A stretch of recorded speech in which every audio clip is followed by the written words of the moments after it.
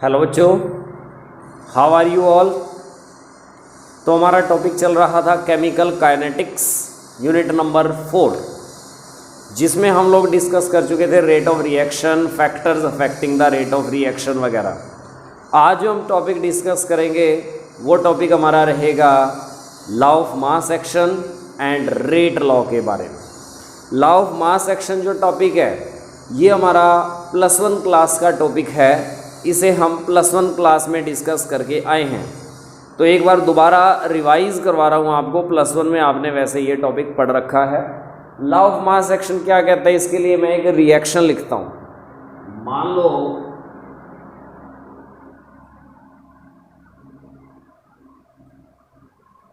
ये कोई रिएक्शन है, small a molecules A reactant के लिए हैं, small b molecules B reactant के लिए हैं, और ये रिएक्शन करने के बाद प्रोडक्ट बना रहे हैं।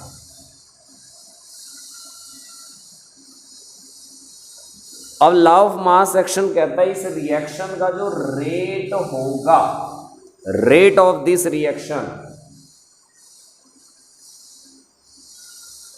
इज डायरेक्टली प्रोपोर्शनल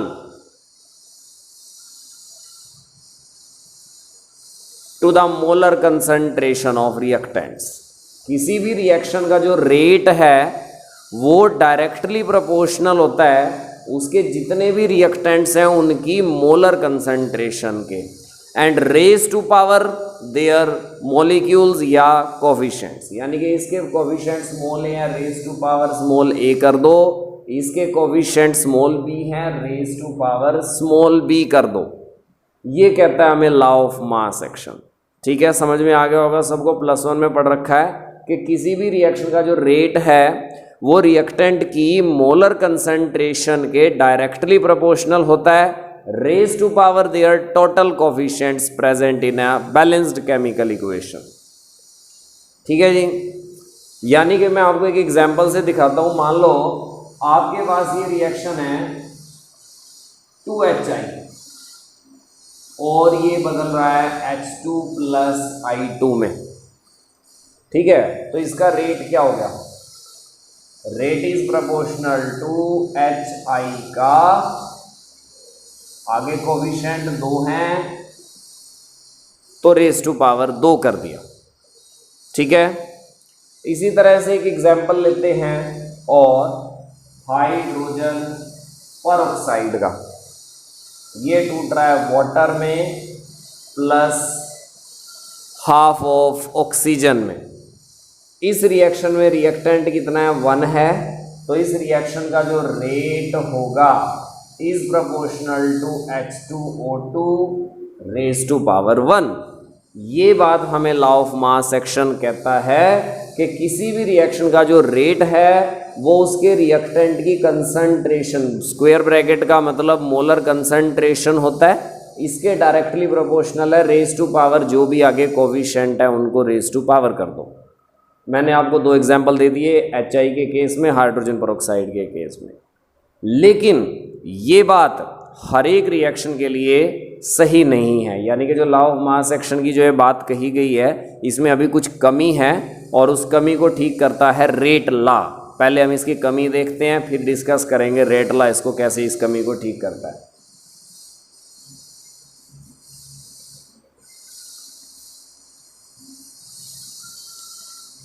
अभी मैंने आपको दिखाया था कि रिएक्शन में जितने रिएक्टेंट है उसको रेज टू पावर कर रहे थे, परंतु सभी रिएक्शंस के लिए ऐसा नहीं है।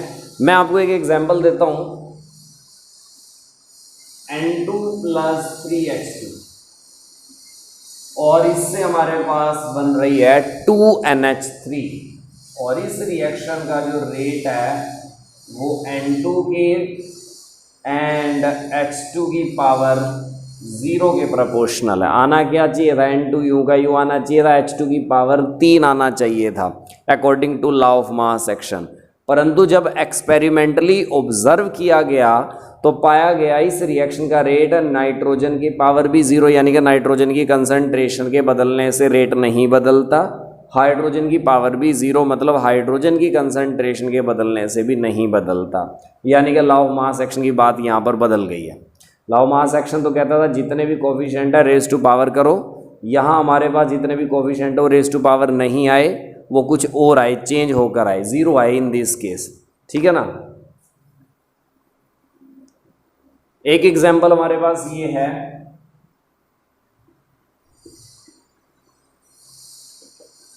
2N2O5 कन्वर्ट हो रहा है 4NO2 प्लस O2 में। इस रिएक्शन का रेट आना तो क्या चाहिए था, N2O5 की पावर, आगे 2 लिख रखा है तो रेज टू पावर 2 आना चाहिए था according to law of mass action. लेकिन जब इसका एक्सपेरिमेंटली ऑब्जर्व किया गया तो इस रिएक्शन का रेट जो है वो रेज टू पावर 1 आया। मतलब जितने कोफिशिएंट हैं उतने रेज टू पावर हर बार नहीं आते हैं। कुछ रिएक्शन के लिए तो ठीक है, लॉ ऑफ मास एक्शन की वाली बात सही है कि जितने कोफिशिएंट है वो रेज टू पावर होते हैं, परंतु सभी रिएक्शंस के लिए ऐसा नहीं है। मैंने 2 एग्जाम्पल आपको अभी दे दिए। ठीक है, एक अमोनिया वाला N2+3H2 2NH3 और एक ये नाइट्रोजन पेंटाऑक्साइड वाला N2O5 वाला। इन केस के अंदर आपकी रिएक्शन का जो रेट है raise to power all coefficients नहीं आता है। जितने कोफिशिएंट है वो सभी रेज टू पावर नहीं होते हैं, प्रैक्टिकली कुछ और वैल्यू आती है रेज टू पावर। तो इसलिए लॉ ऑफ मास एक्शन को थोड़ा बदला गया, रेज टू पावर सारे कोफिशिएंट की बजाय रेज टू पावर उन कोफिशिएंट्स को किया गया जिन पर रेट आपका एक्चुअल में डिपेंड करता है एक्सपेरिमेंटली, यानी कि इसको बदला गया रेट लॉ की टर्म में।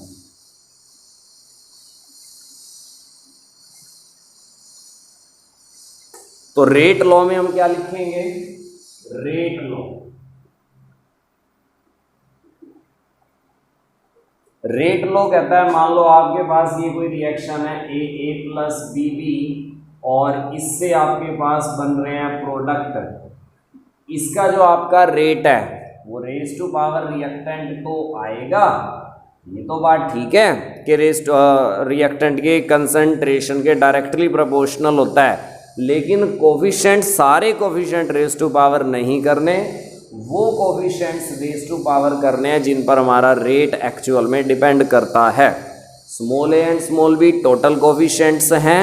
हम मान लेते हैं कि अल्फा एंड बीटा के ऊपर हमारा रेट एक्चुअल में डिपेंड करता है, तो हम इसको raise to power alpha and beta कहेंगे।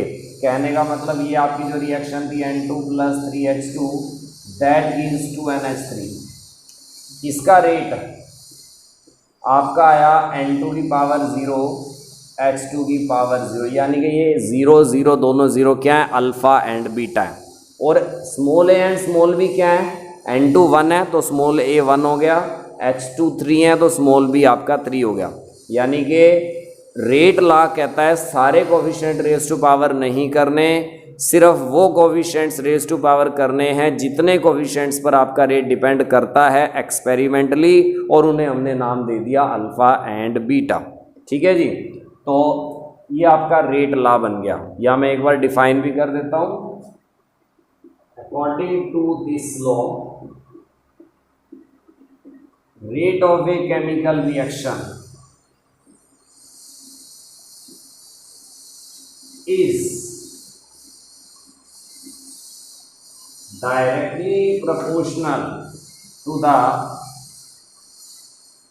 molar concentration of reactants each raised to power those coefficients on which rate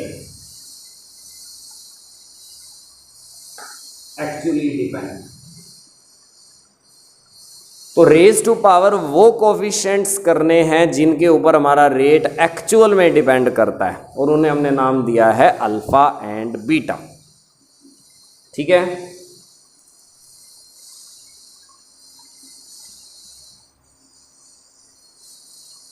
अब ये प्रोपोर्शनैलिटी का कांस्टेंट जब हम लोग हटाते हैं, प्रोपोर्शनैलिटी का निशान हटाएंगे तो एक कांस्टेंट लगेगा K, और इसको नाम दिया जाएगा रेट कांस्टेंट। A की पावर अल्फा, B की पावर बीटा। यहाँ पर K क्या है, एक कांस्टेंट है, which is called rate constant. और रेट कांस्टेंट को हम डिफाइन करना चाहें तो कैसे डिफाइन करेंगे? हम कहेंगे अगर हमारा ए भी 1 के इक्वल है और बी भी, concentration of A and B दोनों को अगर हम 1 के इक्वल पुट कर दें तो हमारा रेट इज इक्वल टू के आ जाएगा।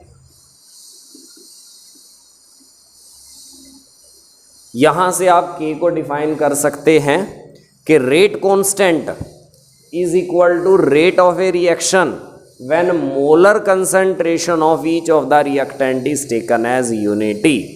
जब आप सभी रिएक्टेंट की मोलर कंसंट्रेशन को 1 के इक्वल पुट कर देते हैं तो रिएक्शन का जो भी रेट आएगा उसे रेट कांस्टेंट कहा जाता है। ठीक है प्यारे बच्चों, तो ये हमने डिस्कस किया रेट लॉ क्या कहता है और लॉ ऑफ मास एक्शन क्या कहता है और रेट कांस्टेंट क्या है।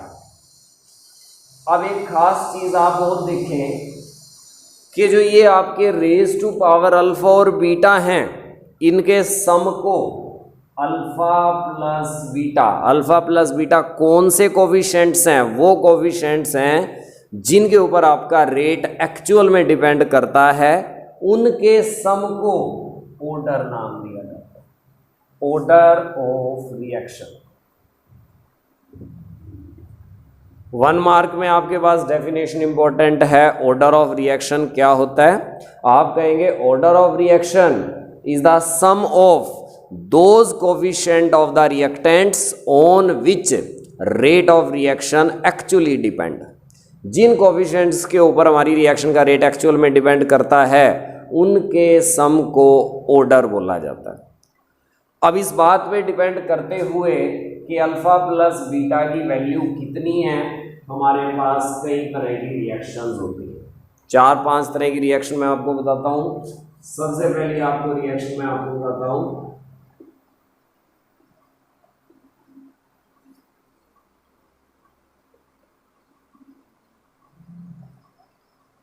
जीरोथ ऑर्डर्ड रिएक्शन, जिनका अल्फा प्लस बीटा 0 के इक्वल आए। मतलब जितने भी कोफिशिएंट्स हैं उन सब का सम 0 के इक्वल आए, यानी कि रेट आपका कंसंट्रेशन ऑफ द रिएक्टेंट्स के ऊपर डिपेंड ही ना करे, उन्हें हम जीरोथ ऑर्डर्ड रिएक्शन बोलते हैं। अगर मैं आपको एग्जांपल दूं, अभी मैंने आपको एक एग्जांपल दिया था N2 + 3H2 that gives 2NH3।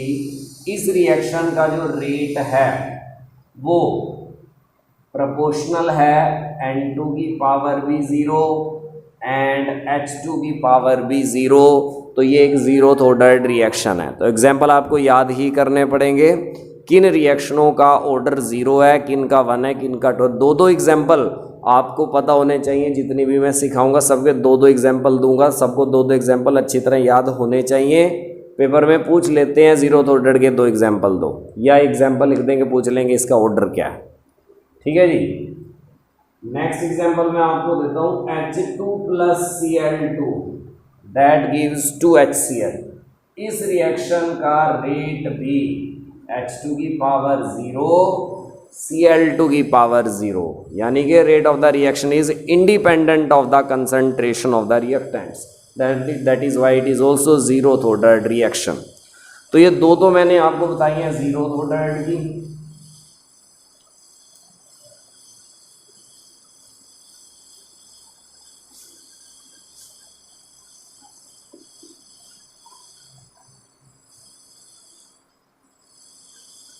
अब हमारे पास आ जाती हैं फर्स्ट ऑर्डर्ड रिएक्शन, मतलब जिनका अल्फा प्लस बीटा 1 के इक्वल आए, यानी कि जिन रिएक्टेंट्स के ऊपर आपका रेट डिपेंड करता है उन सब का सम इज इक्वल टू 1 होएगा।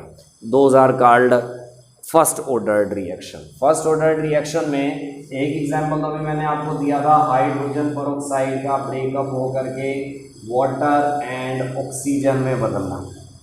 इस रिएक्शन का रेट प्रोपोर्शनल आया हाइड्रोजन पेरोक्साइड की पावर 1, तो ये फर्स्ट ऑर्डर्ड रिएक्शन होगी। एक और एग्जांपल दिया था 2N2O5 convert into 4NO2 + O2। इस रिएक्शन का रेट भी आपका प्रोपोर्शनल आया N2O5 की पावर 1। यहाँ तो लिखा 2 है, सारे कोफिशिएंट्स पर रेट डिपेंड नहीं किया according to law of mass action, ठीक है।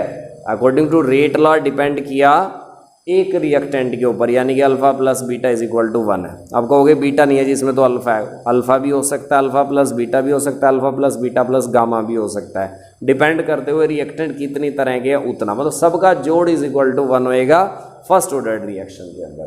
तो ये दूसरा एग्जाम्पल हमारे पास हो गया फर्स्ट ऑर्डर रिएक्शन का।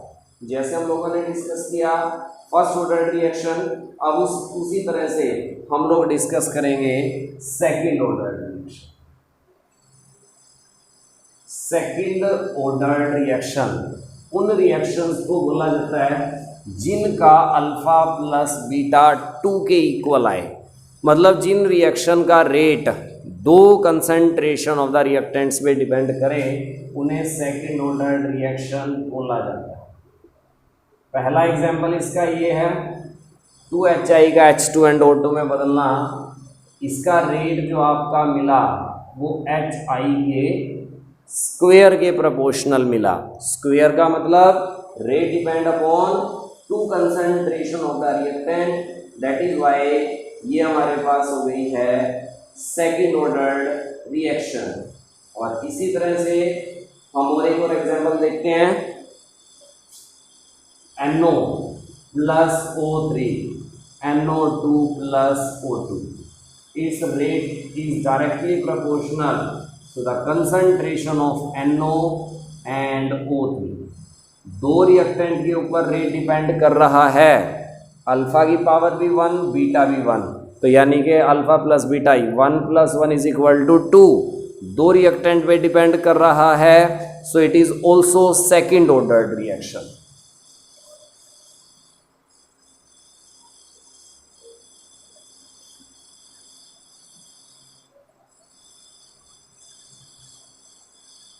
Next one is third order reaction. उन रिएक्शंस को थर्ड ऑर्डर रिएक्शन बोला जाता है जिनका alpha plus beta is equal to 3 है। एक एग्जांपल तो इसका ये है 2NO plus O2 that is 2NO2 and its rate is directly proportional NO के स्क्वायर के O2 की 1 के, 2 प्लस 1 इज इक्वल टू 3, यानी कि ये आपकी थर्ड ऑर्डर रिएक्शन हो गई है। एक और है हमारे पास 2NO प्लस Br2 2NOBr। इस रिएक्शन का रेट भी पाया गया NO के स्क्वायर पे डिपेंड करता है एंड Br2 की पावर 1 पे डिपेंड करता है। 2 प्लस 1 इज इक्वल टू 3 हो गया, तो यानी कि ये भी आपका थर्ड ऑर्डर रिएक्शन का एग्जाम्पल है। तो अभी तक मैंने आपको 4 तरह की रिएक्शन बताई, zeroth ordered, first ordered, second ordered and third ordered reaction. अब मैं आपको बताता हूं फ्रैक्शनल ऑर्डर्ड रिएक्शन।